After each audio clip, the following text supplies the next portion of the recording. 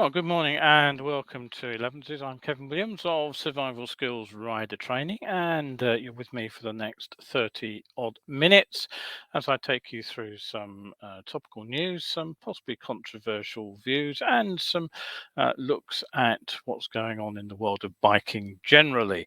I'm trying a new Ethernet connection today, so we'll see if the disruption that afflicted the last show on Wednesday repeats itself. Hopefully, it won't. This should make sure that the problem isn't my end, um, rather than using Wi-Fi. So, what have we got for you today? Hopefully, we'll, as I say, have a clean run at it. We will be looking at some stories which include a motorcycle instructor who issued hundreds of false riding certificates to gang members in New Zealand. We'll look at a story that Italian authorities are making off-road riding illegal in the country. Kymco, the Taiwanese manufacturer, are investing in Harley-Davidson to jointly launch the Livewire brand on the New York Stock Exchange. The UK government at the same time is slashing electric vehicle grants in the UK. You can order the Curtis One electric bike if it is ever delivered. And Bikers Days have released their track day schedule. If you're a track day rider, you might want to hang around for that, because there is actually a date at Laguna Seca in the USA, California. And today's discussion point will come back to that Italian off-road ban, by asking if off-road riding is actually a justifiable right for riders. So set yourselves down for the next few minutes. Don't forget, if you've got anything you want to say, I'm more than happy to hear it. I'll try to get back to comments as they are delivered to me during the show. If I can't do it during the show, I will come back to you at the end of the show. Feedback on the show generally always useful, and if there's anything you'd like me to cover on a future show, drop me a line and I will try to do it. Couple of reminders before we go any further. I know it's Christmas and people obviously thinking about Christmas rather than what they're going to do in the next few days. But my January live webcast event is on filtering, and I'll be discussing the practice, which is always a hot topic. There's a huge mix of advice online, some of it very good, some of it absolutely appallingly bad.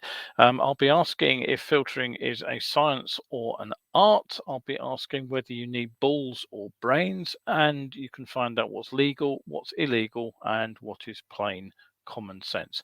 And I'll remind you that I did spend 16 years as a motorcycle courier, so if there is a topic I do know a little bit about, it is filtering.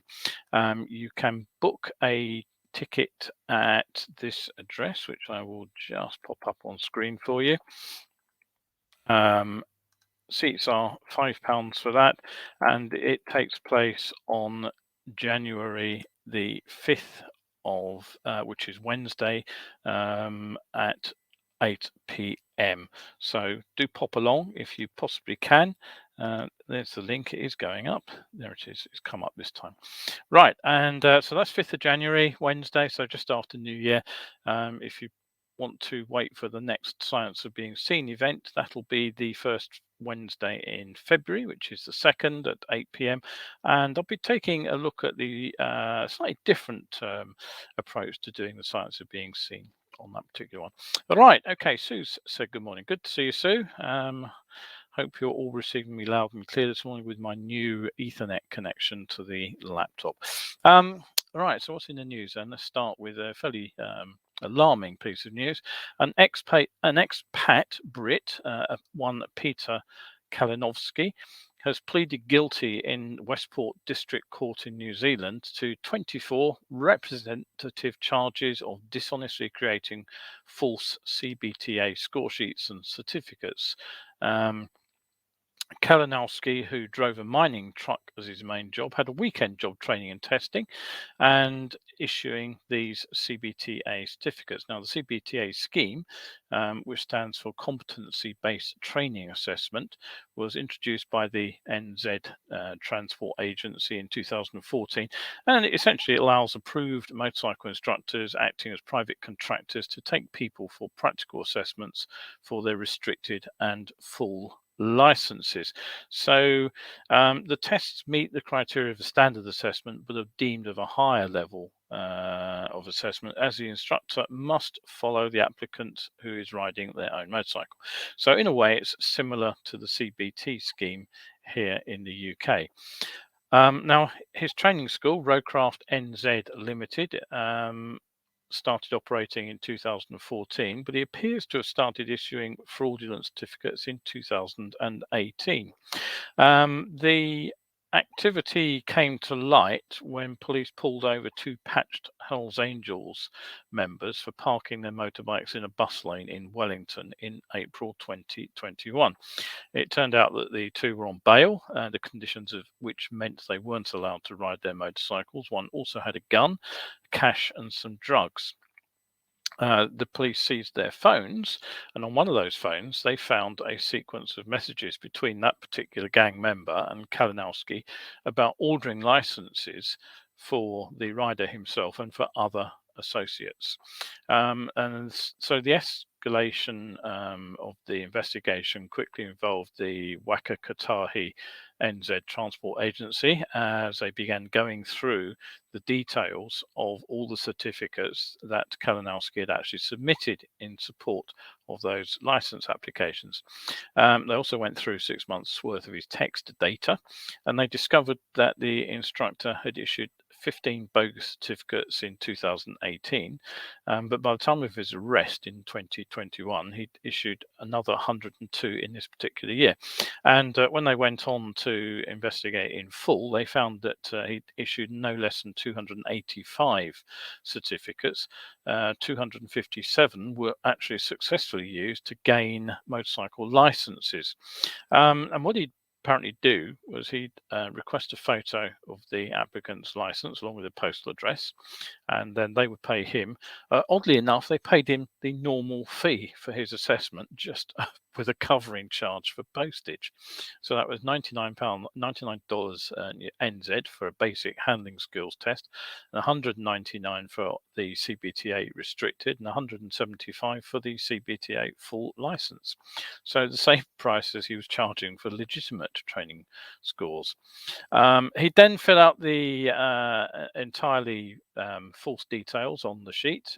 He'd fabricate a test time, date, and location, and then forge a signature purporting to be that of the applicant. Then, when funds were deposited, he'd fill out 2 copies of the certificate, post them off to the illegitimate customer, and presumably one off to the NZTA, and that allowed them, of course, to get the license to which they weren't actually entitled. And he gave his customers, who came from all over New Zealand, a cover story to explain why it was they were taking their test on the west coast of the South Island. They were told to say that if they were questioned, that they had been on holiday or visiting family in Westport on the west coast of South Island, and that he'd followed them on a red Ducati motorcycle, and they'd used radios in their helmets to communicate. And so each test certificate or report that was sent off would report some items that the rider would need to work on as faults.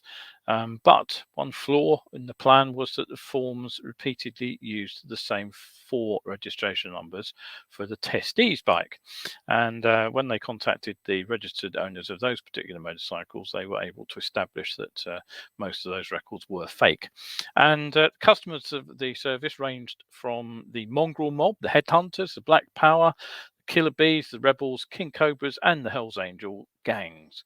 And it turned out during the investigation that Kalinowski had several convictions in the UK in fraud, including fraud and dishonesty offences. When he was being called in for an interview, he deleted incriminating messages on his phone, hid the phone and a tablet computer at the home of a Rebels gang member.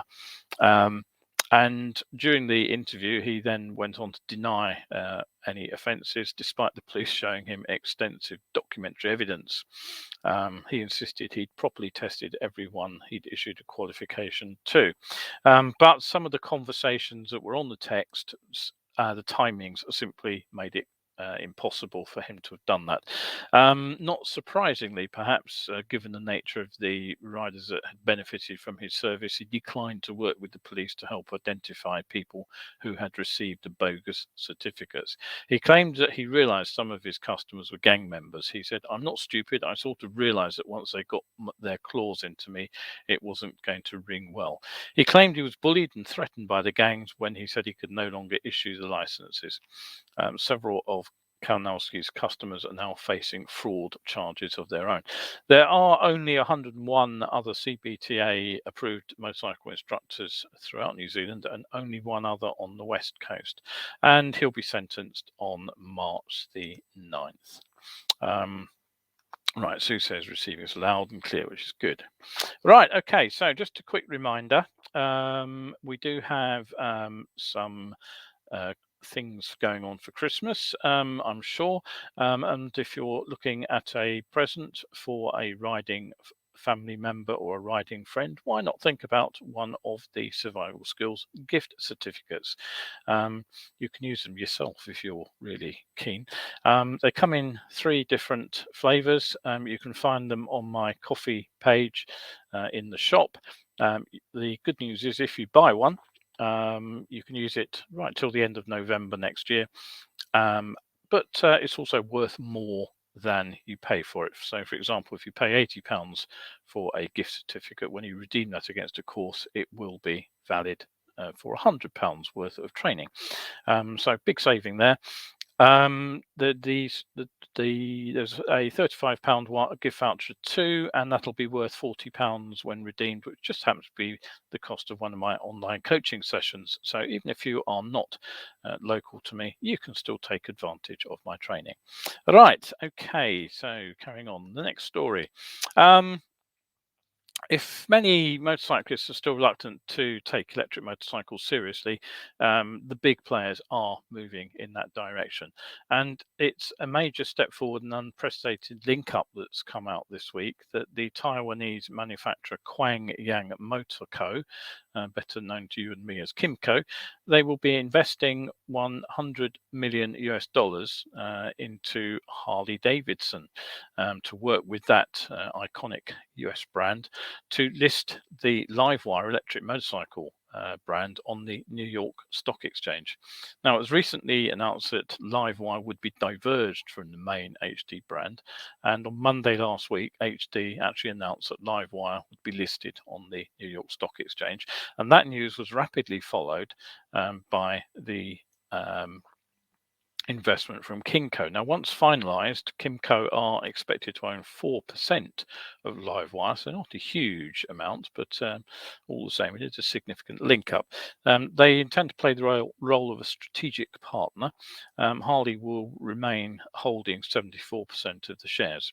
Kymco's chairman, Alan Coe, said yesterday in Taipei, as the auto and motorcycle industry faces a critical turning point, this first of its kind partnership in the business of motorcycles will create a new dimension in the electric motorcycle market.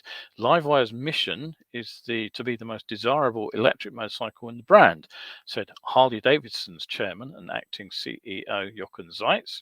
And that was via a pre-recorded video at the Taipei news press conference. Livewire would be the first listed electric motorcycle company. Zeitz called it a milestone. The two companies aim to tap into each other's resources and strength to build a shared platform through Livewire, which Co says will create synergies for both sides. It will be a massive boost as well to the Taiwanese brand's image, and it will undoubtedly open up markets in the US as well to Kymco. The deal still has to be approved by shareholders and the stock exchange itself, but Harley expects to close matters in the first half of next year. Right. Okay. So, anything else to say? Well, don't forget, if you want to catch up with these shows, they go out live on Wednesdays and Sundays at 11 a.m. Nearly always live. Very occasionally, I have to do a recorded show. And Wednesday, of course, things didn't go quite to plan when I tried to run it an hour early. I ended up running it mid-afternoon. But if you do miss it live for any reason, you can always catch up here on Facebook, of course. And the shows are also put up on YouTube for your delectation over there. So an hour or so after they're live, you can usually find it on YouTube, with all the old shows as well. Easy to find over there on the YouTube playlist.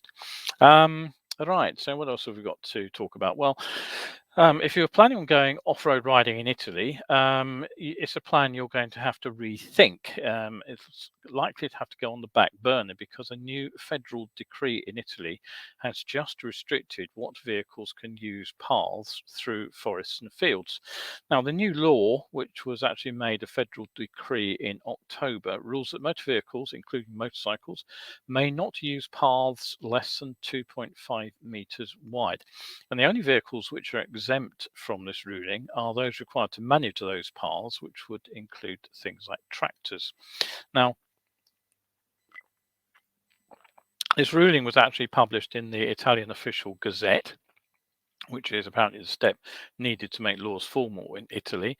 And the objection period came to an end on Thursday, the 16th of this month. So the decree has now passed into official law. So motorcycle riders, if you are caught riding on these routes in Italy, could now find themselves being heavily fined if for basically flouting what is now law. There has been considerable opposition in Italy. Journalists have been citing as evidence for the use of these roads by bikers the sale of off-road capable motorcycles, talking about machines like the TRK 502 Benelli, which I recently featured on here. Honda's Africa Twin, the Tracer 9 from Yamaha, and of course the everlasting BMW GS series. They all appear regularly in the sales charts. The National Association of Cycle and Motorcycles Accessories, ANCMA, and the Italian Motorcycle Federation, the FMI, have argued that the rule is short-sighted and too general and will bring harm to certain regions, economic harm. Right, okay. Over here in the UK, in a move which has dismayed the proponents of electric vehicles, the UK government has just slashed the plug-in vehicle grant. You may not have heard this because it was a unplanned and unannounced or unscheduled announcement. It just came out of the blue. And what's particularly upset industry and is that the changes were made apparently without notice and without consultation. So what's happened? Well, there's been changes to the maximum cost of the vehicle involved and also the amount that can be claimed back for that vehicle when you buy it. So for example, for drivers, the of cars, the plug-in vehicle must now cost less than £32,000 to be eligible for the grant. That is come down from £35,000, and the maximum grant has also suffered a cut. It's gone down from 2,500 to 1,500. For large electric vans, the maximum grant is now £5,000, and for smaller electric vans, it's 2,500. Now the changes also affect motorcycles and immediately attracted the ire of the Motorcycle Industry Association, the MCIA. Now, as regular viewers will know, electric motorcycles have been making inroads into motorcycle sales charts. Just a few shows ago, I pointed out that the electric bike maker V-Moto had actually knocked them out some of the conventional and established petrol engine bike manufacturers out of the top 10 as they moved into the top 10 selling slot here in the UK. But it's true to say that almost all those sales have been at the small and relatively inexpensive end of the market, not the premium end. So in one way, the new arrangements for motorcycles will reflect that. To be eligible, mopeds and motorbikes must cost less than £10,000. Well, you won't find many mopeds at 10,000, but that includes the VAT and delivery fees. So basically, it's the on the road price. Now, after the changes are somewhat complex, what would appear at first sight to hit moped riders hardest, basically. The grant rates for a moped change from 20% of the purchase price up to a total of £1,500 to 35% of the purchase price, but only up to £150. So if you think about 35% of, and as and a grant of £150, you're not going to get many mopeds for sale for £500 electric, petrol, or anything else, frankly. So it's a bit stingy for mopeds. Mind you, the change for motorcycles is not any better, really, because the former system was 20% of the purchase price up to a maximum of £1,500, and now that goes to 35% of the purchase price up to a maximum of £500. So, quick bit of mathematics suggests that the cut-off point there is somewhere around about the sort of £1,500 mark. I haven't actually done the sums. So there will be some winners possibly at the lower end of the price spectrum, but the cut-off point of £10,000 will basically exclude most of the bigger electric bike manufacturers. Zeros, for example, and Livewire, who I've just mentioned, will have lost their funding. The DFT said the changes are necessary to allow the scheme's funding to go further and to help more people make the switch to an electric vehicle. The MCIA argued that the move contradicts the government's messages on the green recovery, not being car-led, and the need to fully realise the potential of powered light vehicles and L category products. Now, commenting on the announcement, MCIA CEO Tony Campbell said, "It's with great disappointment the government has today decided to drastically cut the level of support for mopeds and motorbikes, typically emitting zero or low emissions. Today's announcement comes as a hammer blow to consumers and businesses up and down the country who were and are fully behind the drive to zero emission vehicles and a net zero future." Well, as I said, I think we can question whether the motorcyclists are actually behind this move. But I think the question that we have to ask here is whether the grant should actually be supporting the top end of the market.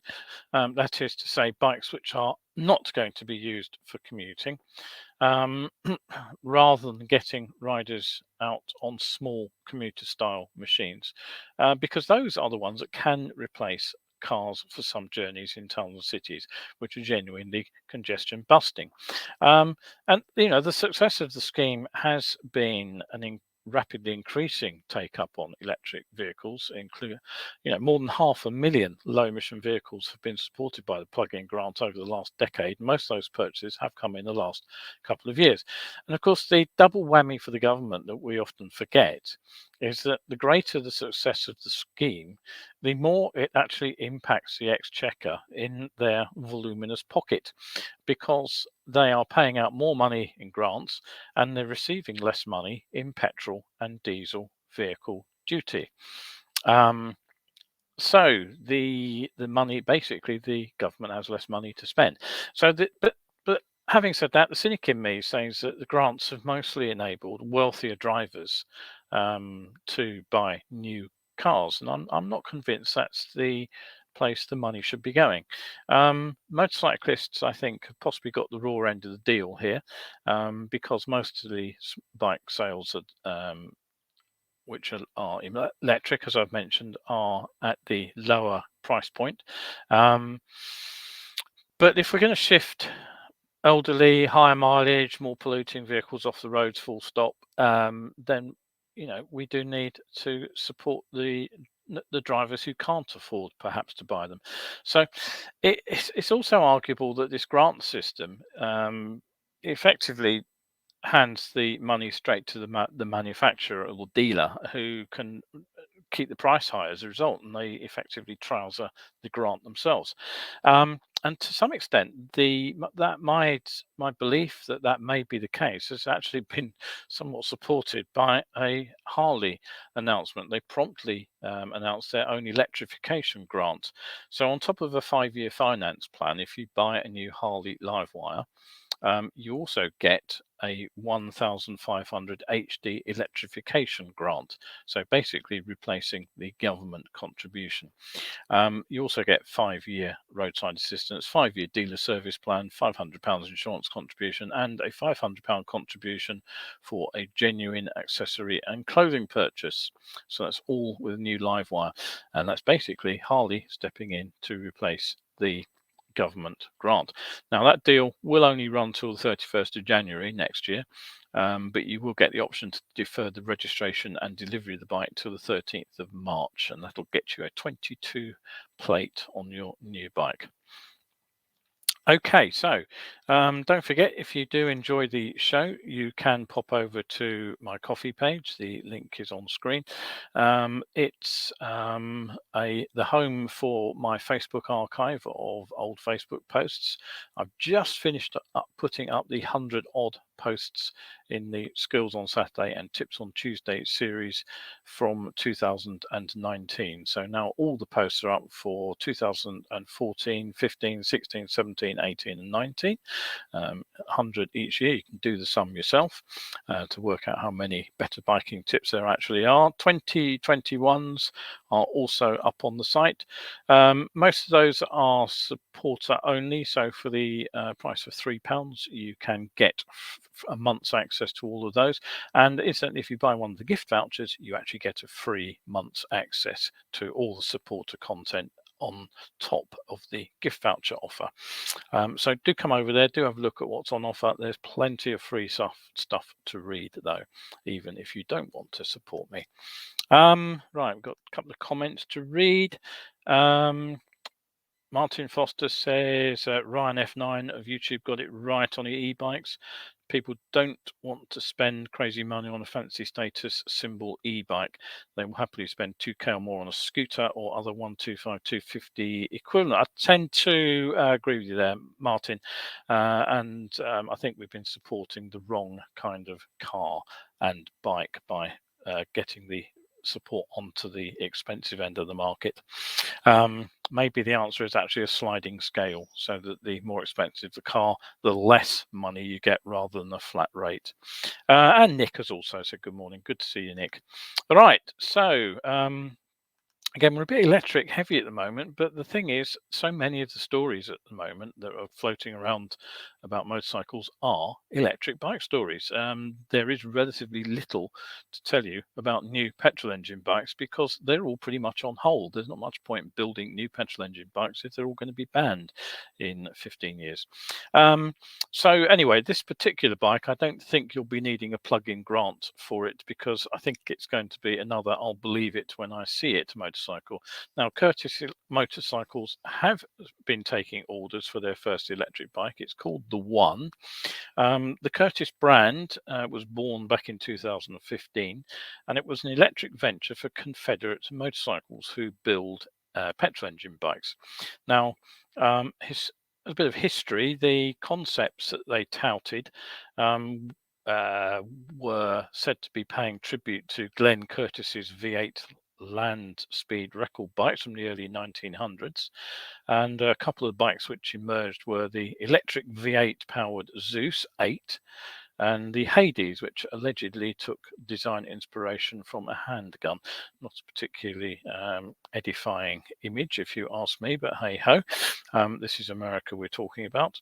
But they remain concepts. The One is touted as the first model that you can actually buy. Now, it's been available for pre-order for some months, but only for an initial run of 15 bikes. Now, they were priced at no less than $115,000, around £87,000, which kind of bears out what I was saying about premium priced electric bikes not really needing an electric grant to help you buy them. If you can afford that, you certainly don't need the government to top up. Should they sell out, the second batch of 100 bikes should be available to order early in 2022. And these will come with a reduced price of $78,000. I'll leave you to do the conversion on that one. If you want to know what the bike looks like, this is a shot of it. I'll just pop that up on the screen. Dum-de-dum-de-dum. There it is. So got it up finally. I mean, whether you like that or not, I have no idea. It certainly doesn't appeal to me, but hey ho, my likes in bikes are not representative of everybody. You'll see that the design basically features a long and low frame. Now, the interesting thing is you get an adjustable headstock on there, which means you can twiddle the way the bike handles. You also get 19 foot peg positions for the rider, and allegedly there are also 8 for the passenger, although I'm hard pressed to see where the passenger actually sits on that particular bike. Um, where I actually struggle with the machine is the numbers, though. Curtis claimed that the finished bike will weigh 193 kilos and it'll have a power output equivalent to 108 horsepower with 147.5 pounds-feet of torque, which is typical of an electric motorcycle, loads and loads of torque. The bit I kind of do have a bit of a problem with, though, is the battery capacity, because they say it'll take the rider 120 miles around town and 70 out of town. Now, I look at the slim design, and I don't even see the base, the space for the battery that would be needed to power the bike that far. The engine's obviously just under the seat, but and that lump at the front is the battery, but it is a pretty small looking battery. Um, Now, what's even less credible is that they claim that with a software update, you could boost the power to 214 brake horsepower, which is crazy, crazy power. Um, with 200 horsepower and under 200 kilograms, current battery technology, that'll take you probably about 2,000 meters, I would have thought. Um, I know we don't use anything like 200 horsepower or even 100 horsepower to cruise at 60 on a flat road on a calm day. We're using about 10 horsepower. That's all we need. That's why a 125 CG can reach 60. And it's the same reason that those little electric motorcycles can actually hit 60 miles an hour too. But the problem is the battery technology that's available. Making the power through the engine isn't a problem. Making a chassis which will contain that power isn't a problem, although you might be wearing the tyres out rather quickly. It doesn't look like a particularly chunky rear tyre on that bike. But at the moment, there's simply no way to hold the energy that can deliver that power for any time at all. It's energy density is the problem. You could wedge a huge battery in, but then basically you wouldn't get the weight under 200 kilos, and you would have a much fatter motorcycle.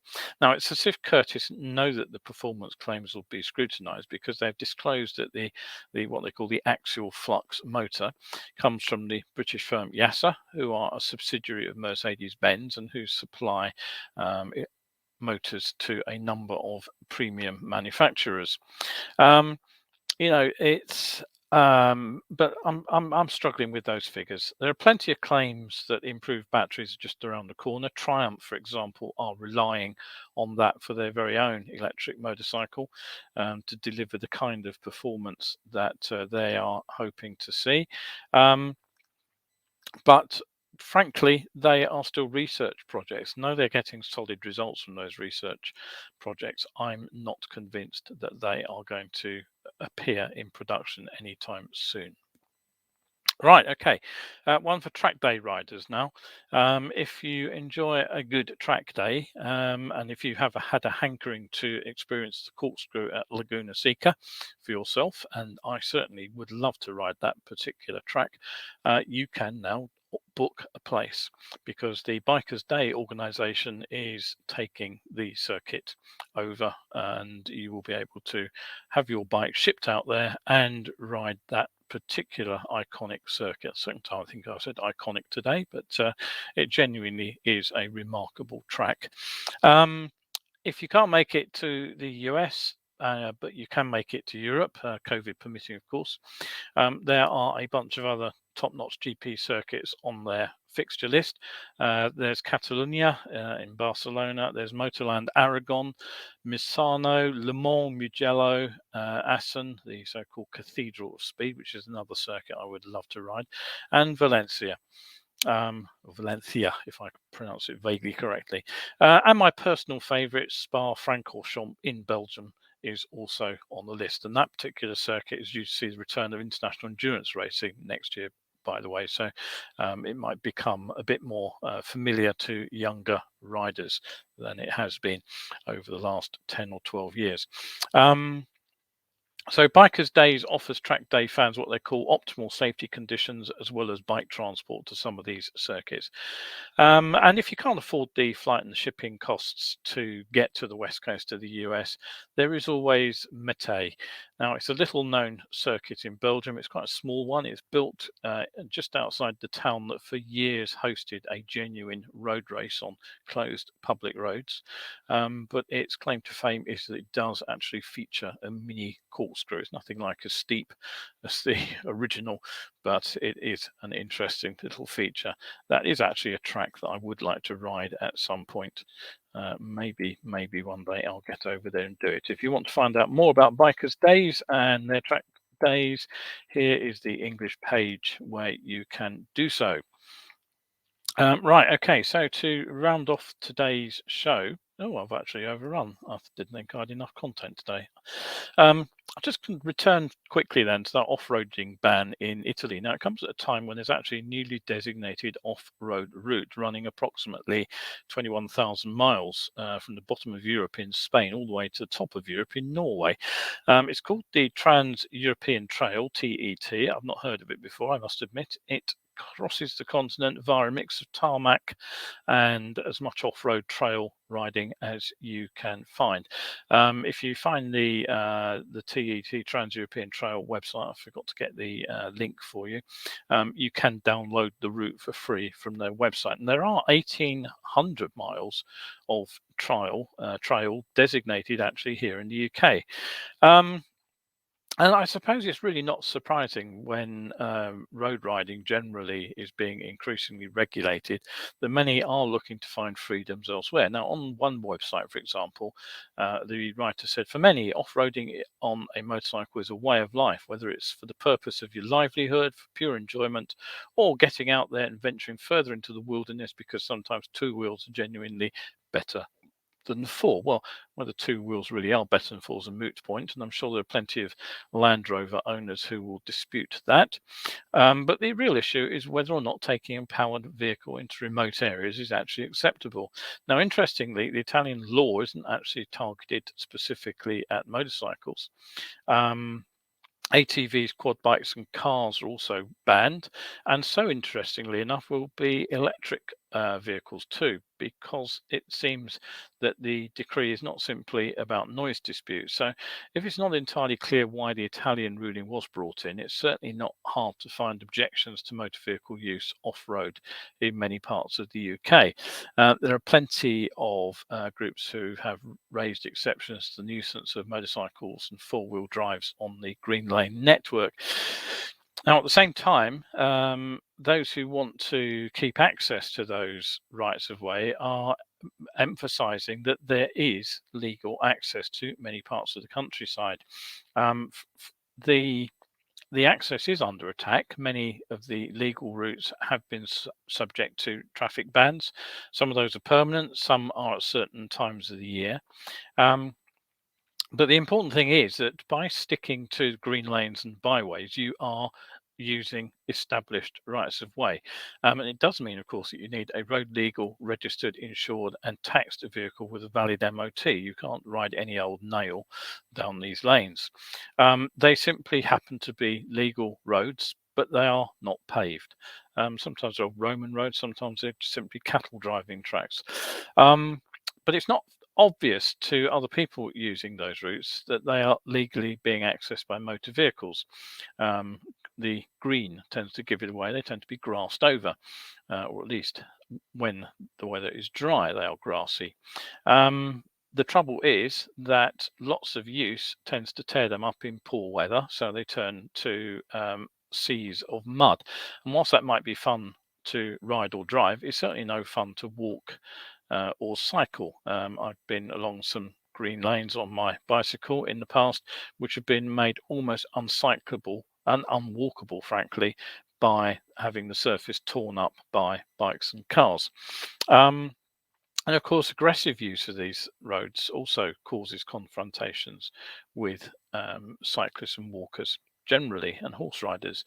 But what about if you venture off these routes? Well, then you are doing damage, and this is where I get really annoyed.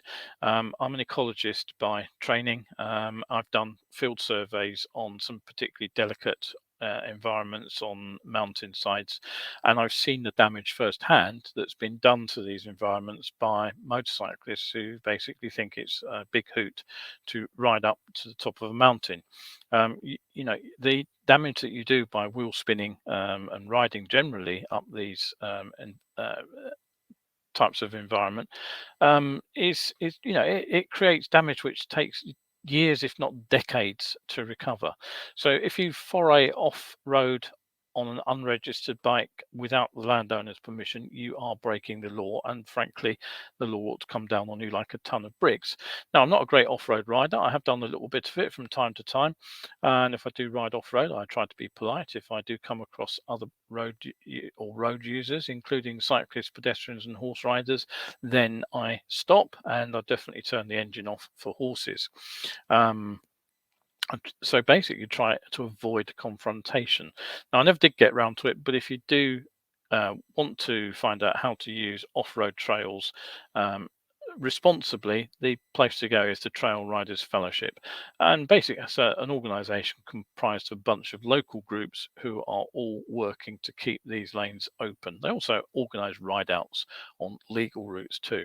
You know, in essence, though, the question really boils down to need or want, the eternal question that you pose to a small child. The fact is, we really need to ride a motorcycle to remote areas. Farmers might need to, but for everybody else, really, it's a matter of choice. It's for fun, isn't it? So, you know, statements such as enjoying the stunning scenery and routes that only trail riding can bring you is frankly painting a picture that distorts reality. You can walk and you can cycle anywhere. You can ride a motorcycle. It's just harder work and it takes a lot longer. Now, arguably, there is a campaign going on currently to demonize any kind of transport that's not human powered. Powered vehicles of any sort are squeezed out of city centres by the promotion of active transport, walking and cycling, and the same does seem to be happening for the more remote areas too. And I find, you know, frankly, it's a short-sighted approach. If we took that to the ultimate and banned any form of powered transport, we'd still be sailing across the Atlantic, frankly. Air transport wouldn't have happened. And as for launching satellites and reaching the moon, well, anyway, but we do have to remember that if we are riding off paved roads, we are doing it for our enjoyment, and we have to appreciate that other people are trying to understand, appreciate that environment too. So if you're going to buy an electric motorcycle, why not make it an electric trail bike? And if we don't, well, expect the bans to spread. That's it for today. I overran a little bit there, but hey ho, never mind. I hope you've enjoyed today's show. Don't forget, you can catch up with the show on Wednesday. That will be the next one. And the other thing I just wanted to pop in was, don't forget the filtering balls or brains presentation, which goes out first Wednesday. The link is up above where it says book at. Do come along and I'll talk you through filtering and its hazards. All right, that is pretty much it for today's show. So again, thank you very much indeed for looking in. Stay safe out there if you're out riding later today, and hopefully see you in just a few days' time. So Kevin Williams from Survival Schools, thanks again and bye for now.